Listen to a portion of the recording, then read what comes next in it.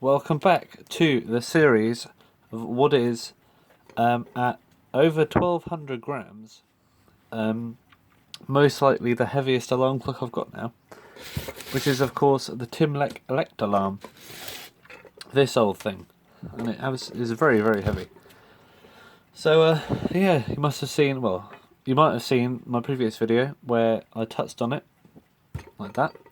And today I think it is a good time to just get this thing open, because I'm eager to get it open, and I'm pretty sure that there's someone else watching this who might be as eager as I am to get this thing open.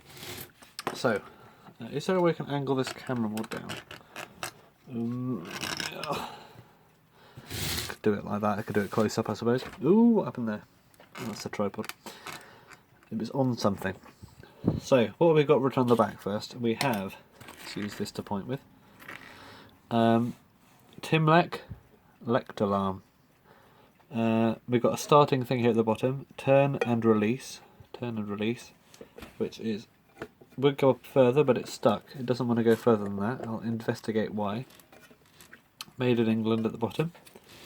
Patent applied for. 200 to 250 volts AC, 50 cycles, alarm, pull, silent, push, and that is referring, with that arrow just there, referring to the top, which is that. And similar to in America, it is actually attached to the case inside rather than the actual thing. Because I have looked inside this before just to check if it's repairable, as I usually do.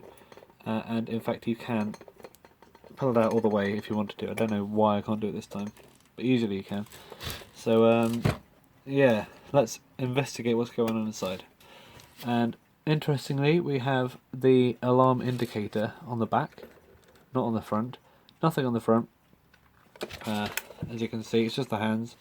When you turn the hands, the alarm indicator turns as well, which is a sign of incorrect gripping and tension in the alarm.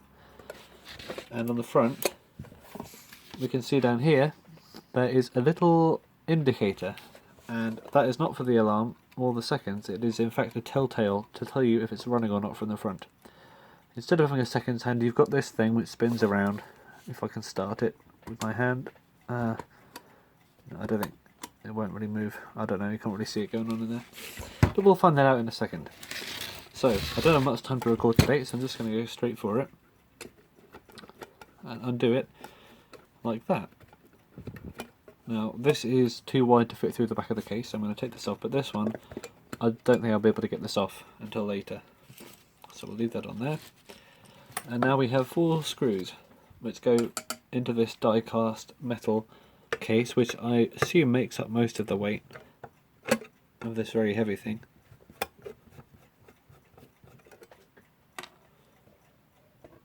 I'm going to go engineer style, do the opposite screws.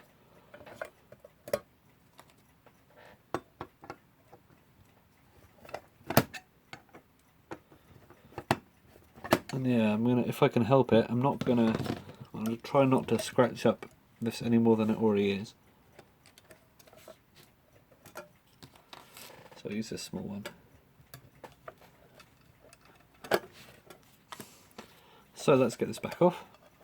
And as you can see, this cord is obviously not original, and the insulation being wider than the thing makes it very difficult to open up. And as you can see, this is what I checked for in the beginning. It's just been taped down onto this. So what I'm going to do is I'm going to try, because I'm going to replace this with a thinner cord, something like this, which will be able to fit through the hole. I'm going to have to take this off now. So I'll just do that by, first of all, checking what's under this tape. Zoom you in a bit. I'll get to the movement itself in a second. I'm just going to get this back off better by removing stuff.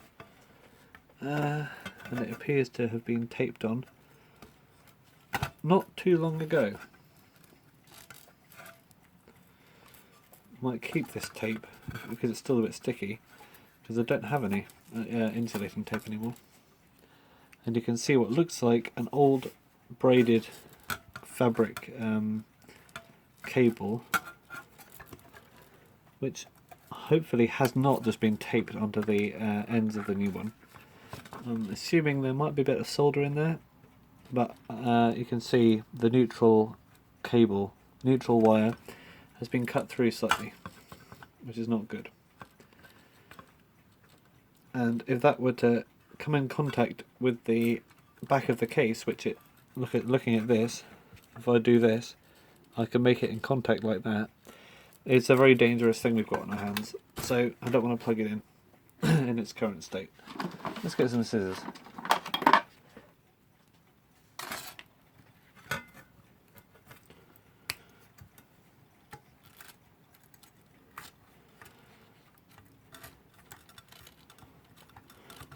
And because there's a lot of space in here, I'm thinking about not soldering it directly on, but just in case I'm going to replace the cord, I'm going to put one of those connector blocks inside, and they're nice and insulated, and then I won't have to bother with heat shrink or anything like that.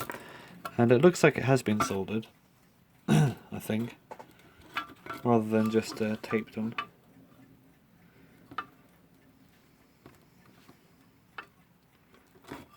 Yeah, it's been soldered on. Not the best soldering job I've ever seen, but probably better than what I could do. So let's get this off. I've got some snippers somewhere.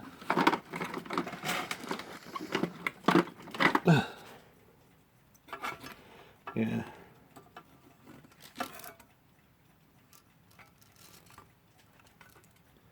That's one. And that's two. There we go, still got some cable on there. And now we're free of this old cord, which is, I'm not going to get rid of this because it's actually, you know, mains cord is a great thing to have spare, and I can use that for all kinds of stuff. But for this one, I don't want to make the hole in the back any bigger than it is. So I'm just going to leave it like this and then get some thinner cord. So, 7 minutes in, and we have the back off. So a quick overview, and I'll probably won't do too much longer than this purely because I don't have much time in real life world. So yeah, the button for the alarm is not connected in any way to the actual movement. I'm not sure why that is. I think there must have been something in between there. This is the hammer. It looks like it's one of the buzzer types, and this on the side, this screw must be the tone control.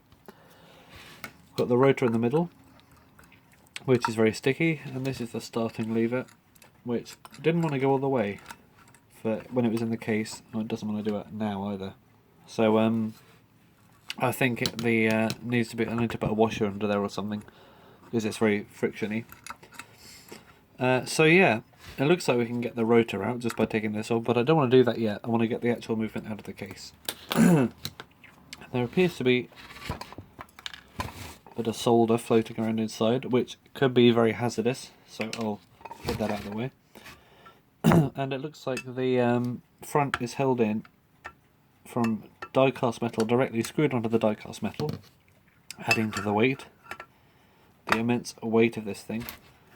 And hopefully I can just get this out by unscrewing it. I've only ever seen one other clock like this in real life. I've seen a couple of pictures on the internet, but in my life I've only ever seen one other one, and that was in a car boot sale, a local car boot sale, and it's probably still there now because it was £18 and it was completely destroyed. The actual face had come off. I think it's got a chapter ring. The chapter ring had separated from the actual face itself and was floating around inside, and the the paint on the case was completely gone. But yeah, this was £4, so I think that I got a much better deal. And I've been wanting to get one of these for so long. I do love synchronous clocks, and in this country there's not much variety in terms of mechanical clocks. If you're a collector, alarm clock collector like I am, I do like a lot of variety. In this country there's not a huge amount. There's Smiths, there's West clocks, there's John D. Francis, Well Time, not many, but compared to countries like Germany and America, although America being a much larger country, I suppose there are just going to be more factories just because of how it is. But in terms of electric clocks, however, there is much more variety in this country than mechanical clocks. So you get all these obscure companies like Timlec, that, you know, there aren't many of. So that's why I do like a lot of synchronous alarm clocks, because I like the variety of collecting.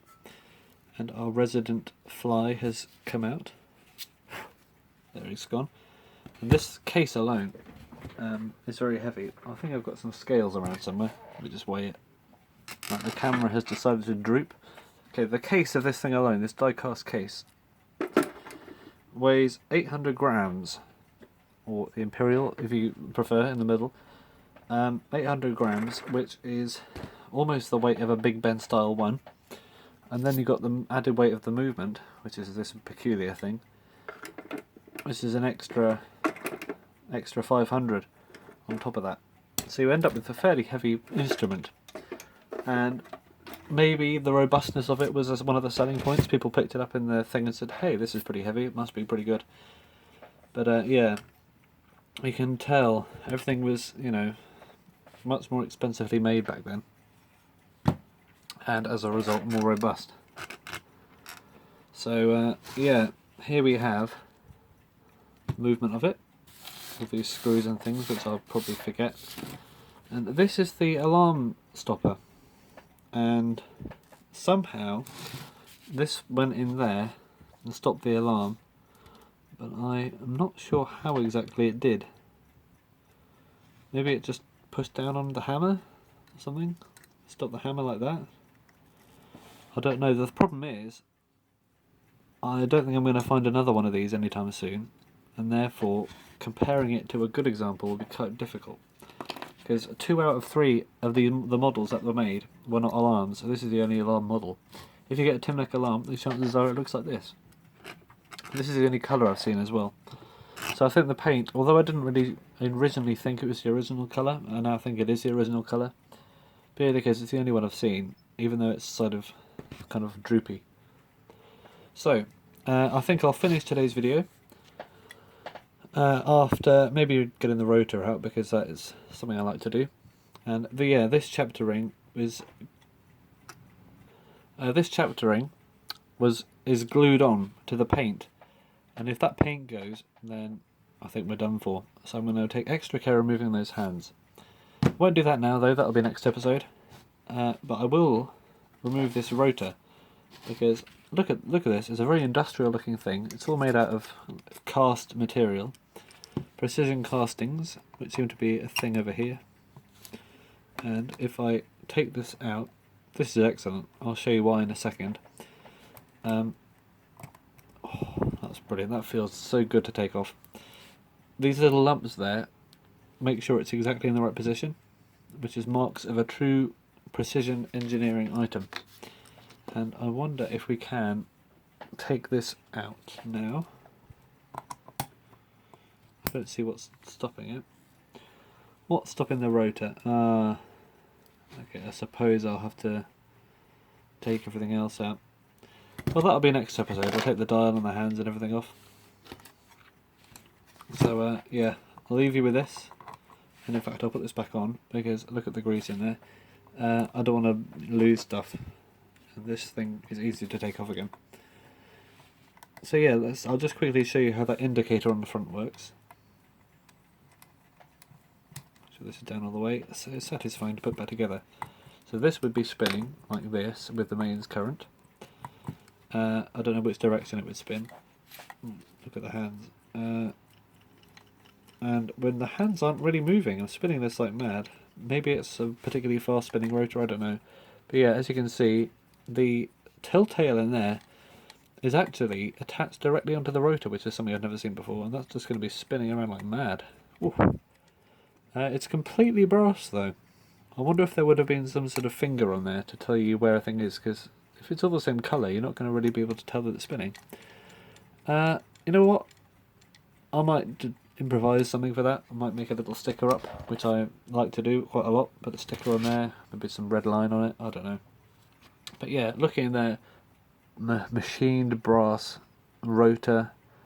Oh, that's beautiful, isn't it? Look at that. Worm gears. The thickness of that. Fibre gear. You can tell someone put a lot of thought into that. And I just remembered reading on that website, which I mentioned earlier. Yeah, the movements were made in-house, were designed in-house, and made, I presume, as well. But the cases were designed by a commercial artist, and I'm not sure who exactly that was, but that makes me think that maybe they designed cases for other clock companies, and I'll be very interested to know if anyone out there knows who that was, and if they did any other alarm clocks, because I do like the style of this. 1946 to 1948. And we've got a serial number as well, 19639. If you didn't know about the dates, you might think it was a date stamp for 1963, maybe September or something. But no, we know it's only made in 46 to 48, so it's going to be between then. And, you know, for a mass production thing, which I assume this is, quite a low serial number. So, you know, there can't be many of these around. I haven't seen many of them. So I hope you enjoyed the introduction into the insides of this Timlec Lectolarm. Something which I'd like to say, something which you'd be lucky to see the likes of. So make sure you watch the next one. Otherwise, as I say all the time, if you don't watch the next one, you may never know what happens to this. You may think it has remained like this forever, which would not be good.